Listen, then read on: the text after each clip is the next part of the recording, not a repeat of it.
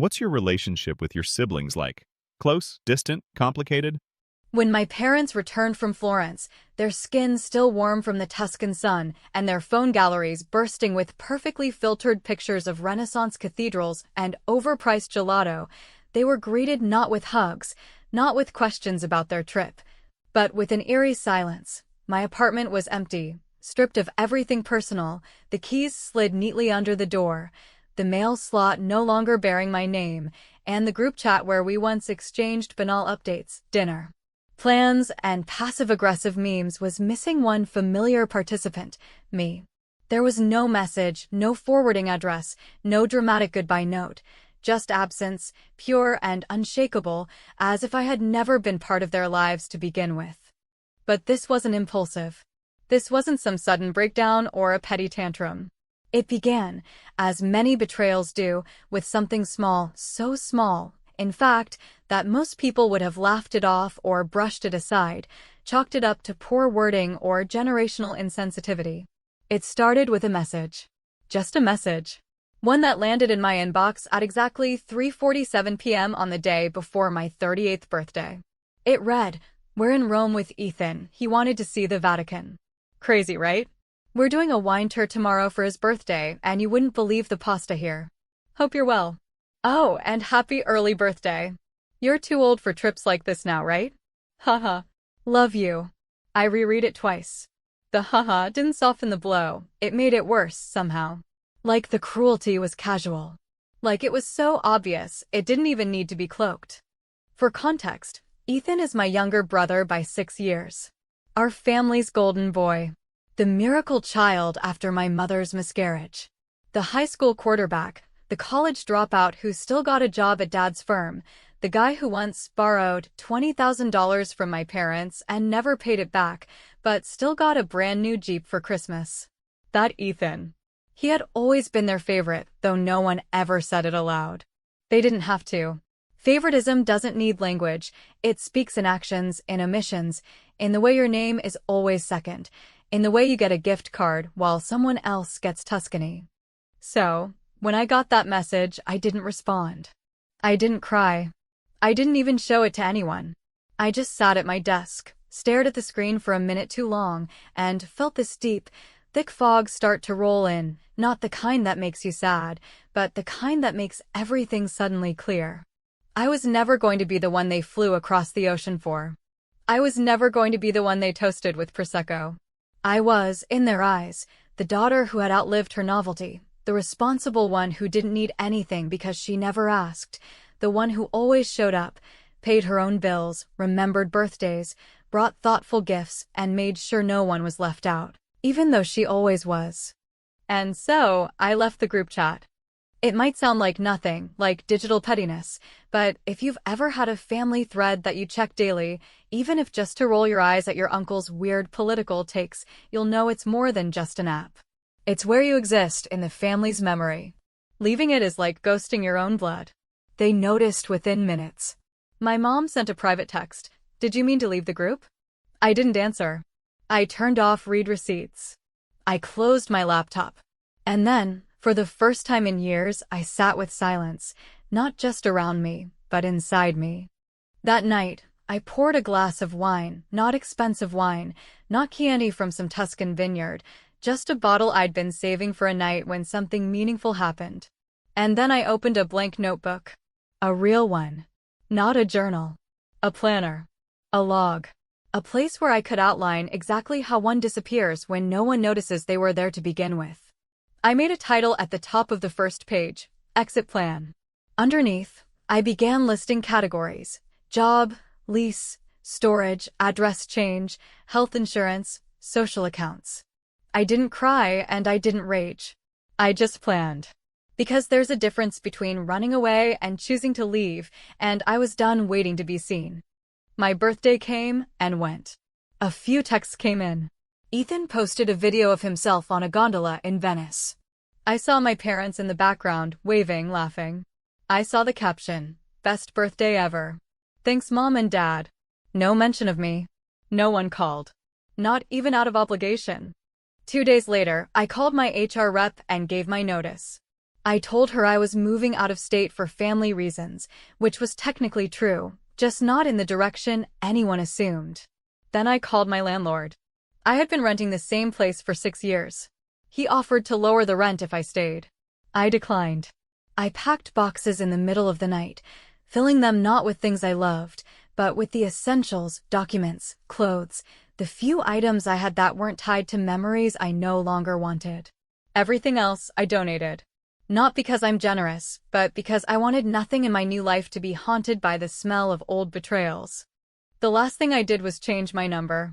It took 30 seconds. One click. One confirmation. My phone chirped, and just like that, the number my family had known for over a decade was gone. I sat on the floor of my nearly empty apartment, stared at the blank walls, and let the silence stretch. It wasn't peace. Not yet. But it was the absence of noise, and that was enough to start. The day my parents were scheduled to fly back, I booked a storage unit under a new name. Lauren Blake was already halfway gone. What came next would erase the rest of her. And that's when I started making the list that really mattered. Not the one with boxes to tick. The other one. The one where I made sure they'd feel it, not with screaming, not with confrontation, but with silence so deep it echoed.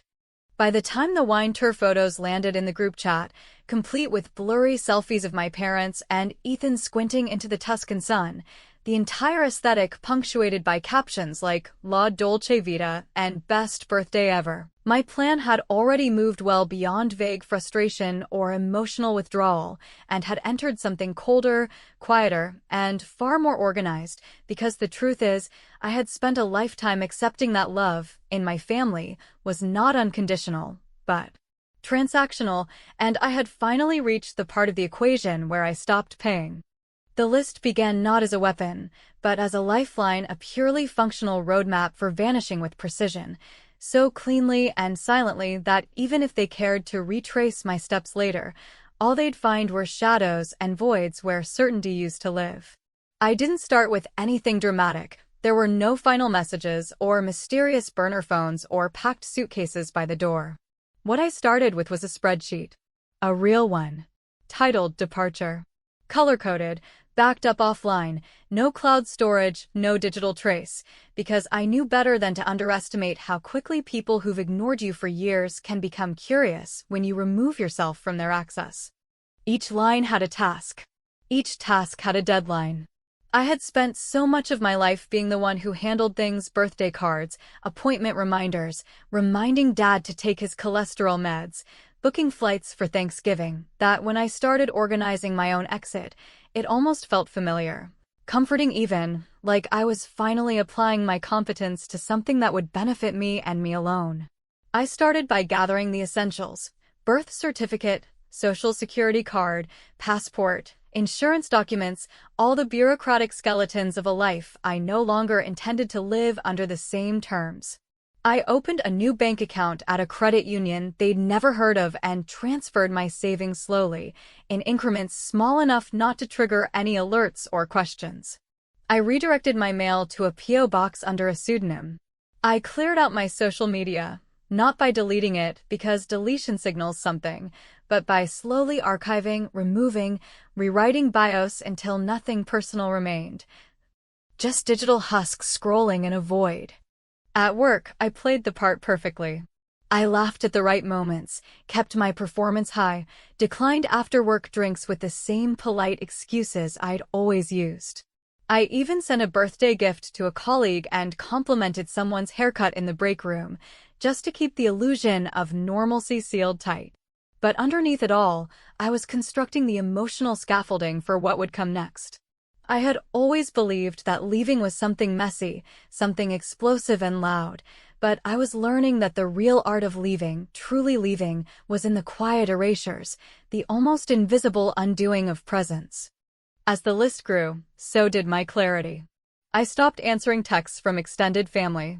When my cousin Melissa asked if I'd be coming to her baby shower, I typed out a response 3 separate times, ranging from a generic, "can't make it," to a brutal paragraph about how no one had remembered my last promotion, or even asked how I was after my breakup, and in the end, I sent nothing. I simply ghosted, and no one followed up. That's the thing about silence. It doesn't always get noticed right away.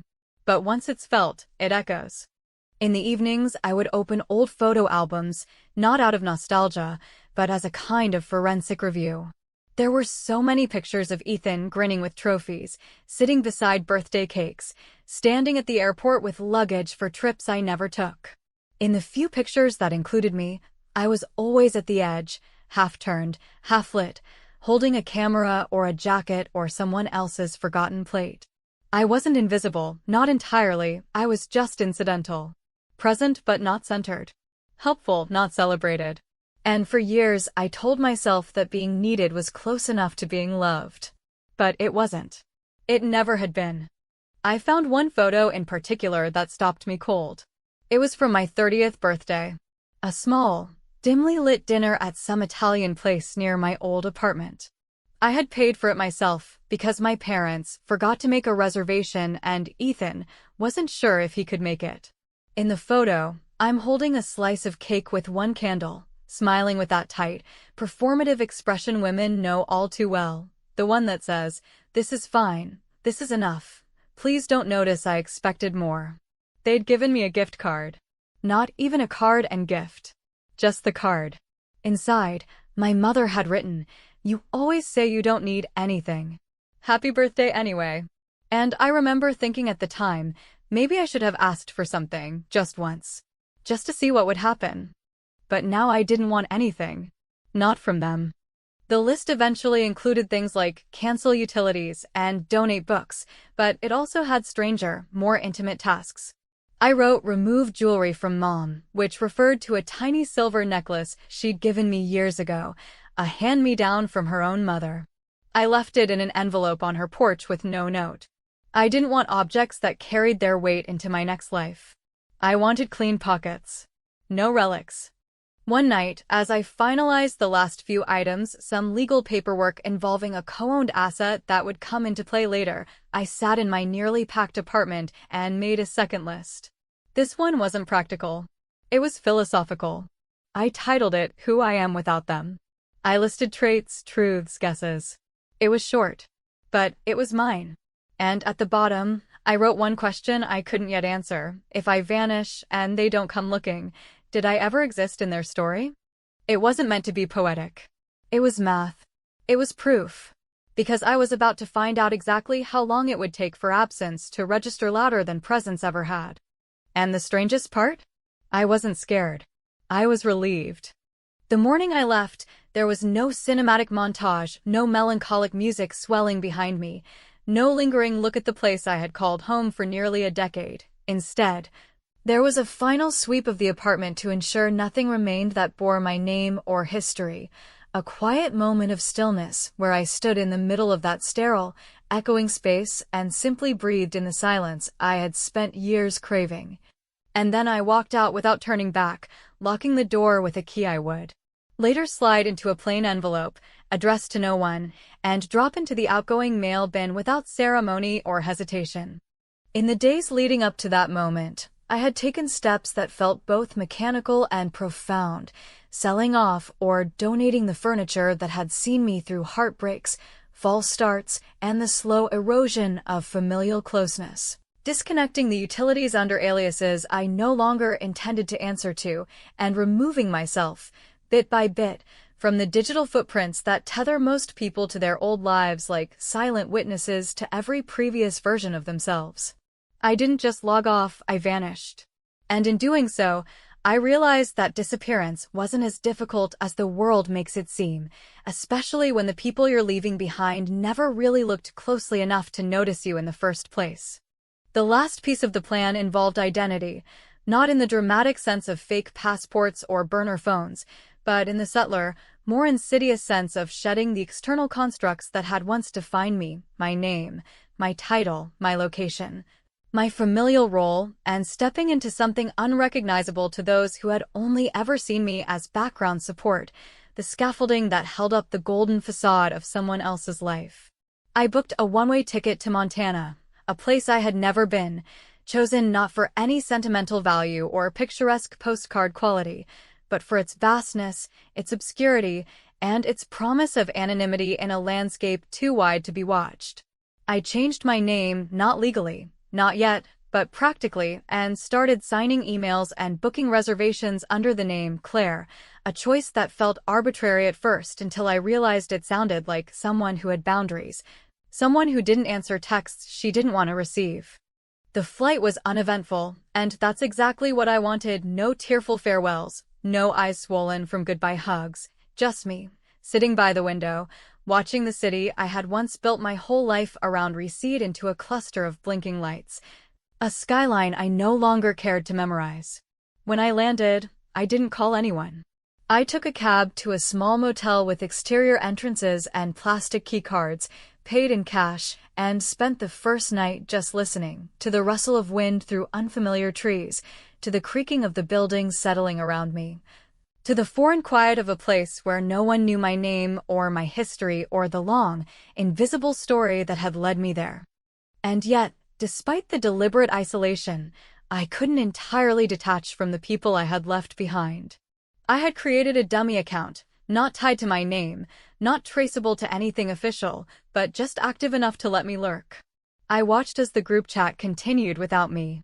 At first, there were a few awkward check-ins, my mother asking, "Did Lauren block the chat by accident?" and my father suggesting, "Maybe her phone broke," the way parents do when denial feels safer than confrontation. Ethan, unsurprisingly, had the confidence of someone who'd never been abandoned, and he wrote, "She's probably having a moment. She'll be back once she gets over herself," to which no one replied. Days passed, then a week, and still I said nothing. They began to worry, not openly, not with real panic, but with the confusion of people who are used to your availability and start to unravel when it's no longer there. What surprised me most wasn't their silence, but who broke it. My mother's sister, Aunt Donna, who had always been the family's black sheep, twice divorced, moved to Arizona, always sent Christmas gifts late, messaged me directly on the dummy account. The name I used wasn't even close to my real one, but somehow she knew. Her message was short, "I always wondered when you'd stop playing their game. If you ever want to talk, I'm here." I stared at those words for hours before responding, and when I did, all I said was, "Thank you. Maybe someday." I wasn't ready yet. But it was the first crack of something soft in a world I had made deliberately sharp. Meanwhile, back in their curated chaos, Ethan had taken to passive-aggressively posting family photos. One of them showed him holding a coffee mug with "Best Brother Ever" written in a bold, obnoxious font. In the background, I could see my parents, smiling wide, pretending nothing had changed, pretending the absence of their daughter from both the group chat and, increasingly, their lives was just a glitch in the matrix of their curated perfection. But something had shifted, I could feel it. There were fewer posts, fewer updates, less noise. Like they were slowly realizing that the person who usually kept the machine running had stopped oiling the gears. And then, the unexpected happened. A message arrived in my inbox from a law firm. Not from them, never from them, but one I had dealt with years ago, back when my grandmother passed and left behind a modest vacation property that had become a point of polite contention in the family. The message read, "Per your instructions, we've completed the necessary filings. You are now listed as the sole trustee of the Blake Cabin estate. Please confirm receipt." I closed my laptop slowly. That was the moment it became real, not just the emotional severance, but the legal, logistical reality that I had taken something they thought was secure and made it mine. Not out of malice, not to hurt them, but as a boundary, drawn in ink and upheld by law. This wasn't revenge. Not yet. This was reclamation. A voice of space, of presence. The vanishing wasn't about disappearing entirely. It was about erasing the version of me that had tolerated the bare minimum and called it love. And in her place, someone new was arriving. Someone they would no longer recognize, but who would, in time, become impossible to forget. By the time the leaves in Montana had begun to turn, painting the hillsides with thick smears of rust, ochre, and dying green, I had already memorized the silence of a place untouched by my family's expectations, and with each passing morning I woke in the small, Sun-bleached house I now rented month to month. Something fundamental within me shifted, no longer crushed under the weight of being the dependable daughter, the responsible one, the emotionally self-regulating placeholder for affection. That never quite arrived, but slowly, carefully unfolding into something new, something more solid than I had ever dared to believe myself capable of becoming. While I had never considered myself particularly strategic, it's astonishing what the human brain is capable of when finally removed from the constant noise of conditional love and rerouted into pure self-preservation. The property, the Blake cabin, as it had always been referred to, though none of them had visited it since the funeral, had been an afterthought in our family lore, a sentimental relic buried in paperwork, wrapped in vague legal confusion, and largely ignored by everyone except me. My grandmother, who had lived with an unwavering sense of fairness and a quiet, watchful eye, had co-signed the trust deed with both my name and Ethan's, a symbolic gesture, she once said, to remind you both that peace only lasts when it's built equally. But no one listened to her, not really, not in life, and certainly not in death. After she passed, my parents had spoken vaguely of selling the place someday, always assuming Ethan would take charge because, as they often joked, he's the one with the future family. I never challenged them. I never brought up the paperwork that listed me as co-trustee, never reminded them that I had been the one who handled the funeral arrangements, paid the cleaning crew to make the cabin livable again, and paid property tax on it 3 years in a row without ever being reimbursed. At the time, I did it because I believed someone had to. I didn't think of it as strategy then, but I do now. The day I initiated the transfer, I sat across from a real estate attorney in Bozeman who never once asked why I was doing what I was doing. He didn't blink when I presented the documents, the notarized signatures, the tax records I'd carefully filed away, or the trust declaration that, when parsed correctly, gave me every legal right to assume full stewardship. He simply nodded, adjusted his glasses, and said, "You've been preparing for this for a long time." I said nothing, because there was nothing left to explain. When the paperwork cleared and the title was officially updated, I felt no rush of victory, no wild sense of triumph. What I felt was relief, deep, exhaling relief, that I had taken something they had always assumed belonged to Ethan by default and made it indisputably, irrevocably mine, not out of spite, but out of justice. I didn't need the cabin. I wasn't even sure I wanted it. But I needed them to know that I had stopped asking for a seat at a table they had been shrinking around me for years. The fallout came swiftly. My dummy account, still quietly observing the family group thread like a ghost lingering in the hallway of a house no longer theirs, caught the moment it began. Ethan's message was short, furious, filled with the confidence of someone who had never been told no. Why is Lauren listed as the sole trustee? That cabin was always supposed to be shared. This is messed up. My mother responded minutes later with her signature gentleness over steel. There must be a mistake. I'll talk to her. She wouldn't do that without explaining. I almost laughed. The explanations had come and gone.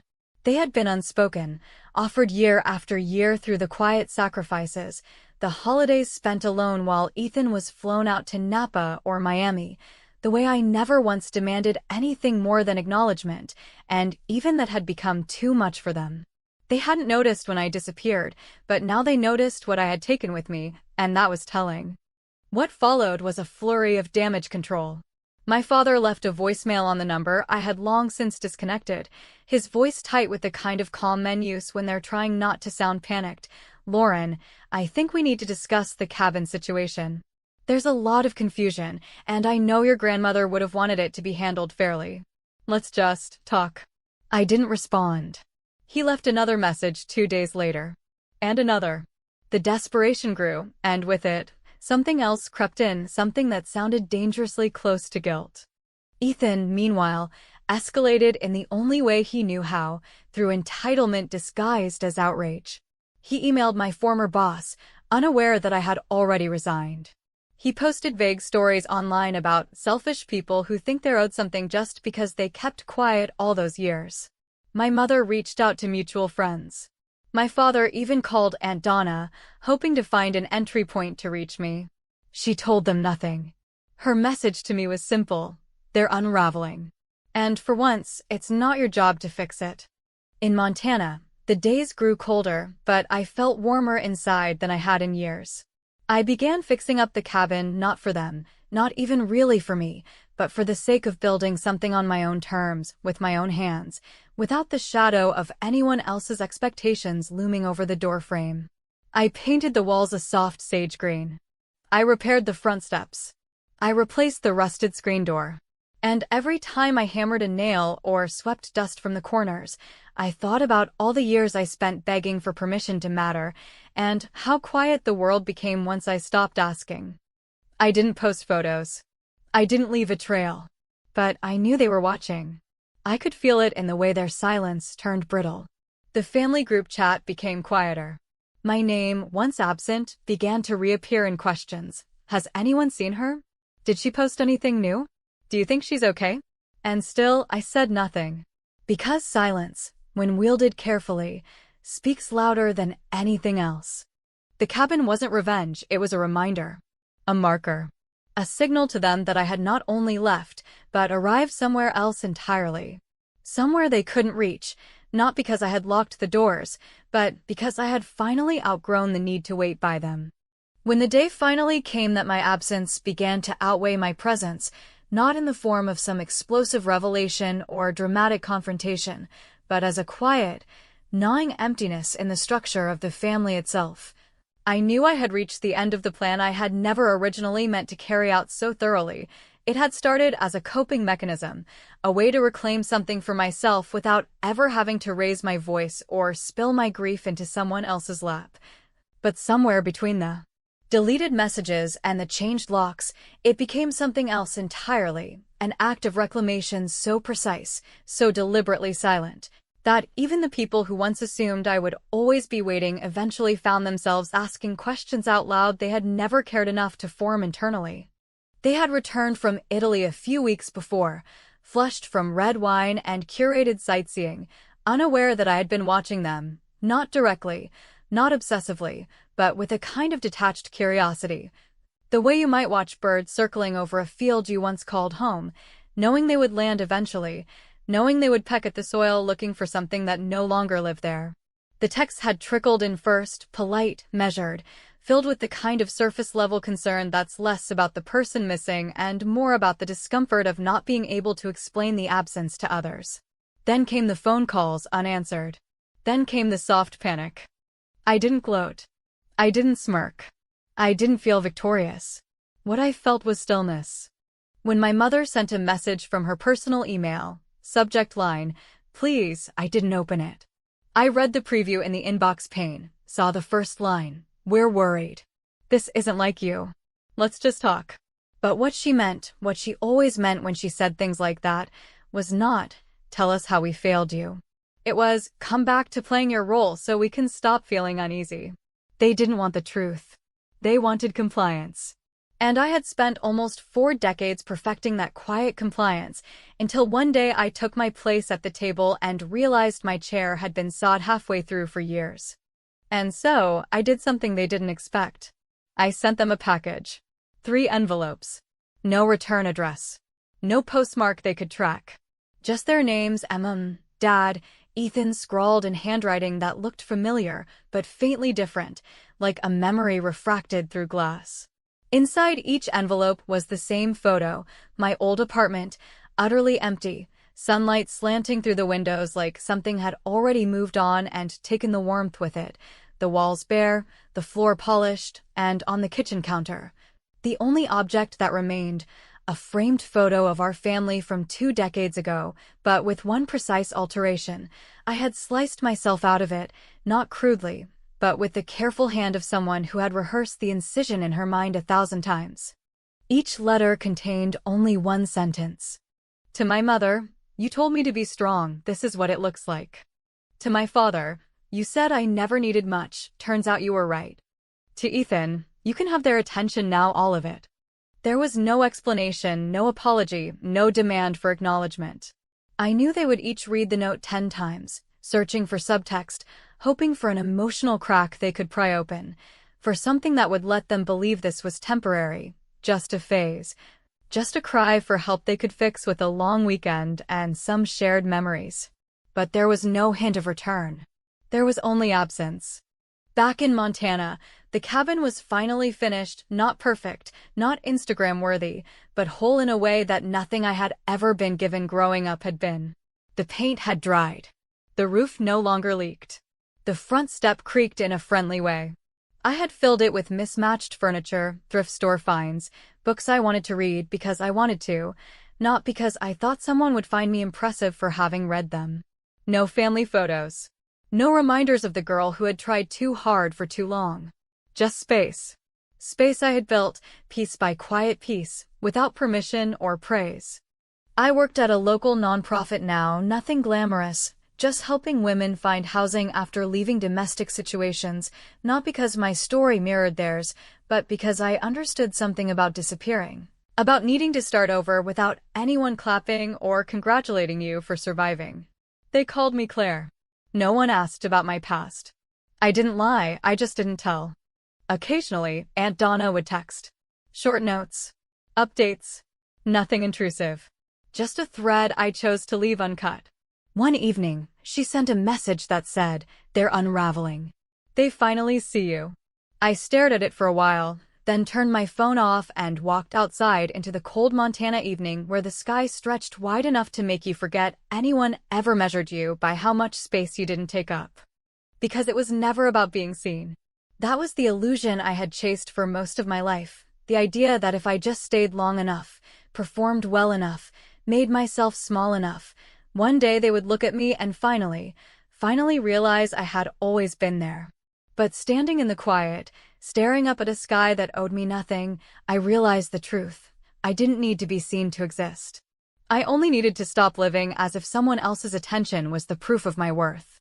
So no, I didn't come back. I didn't explain.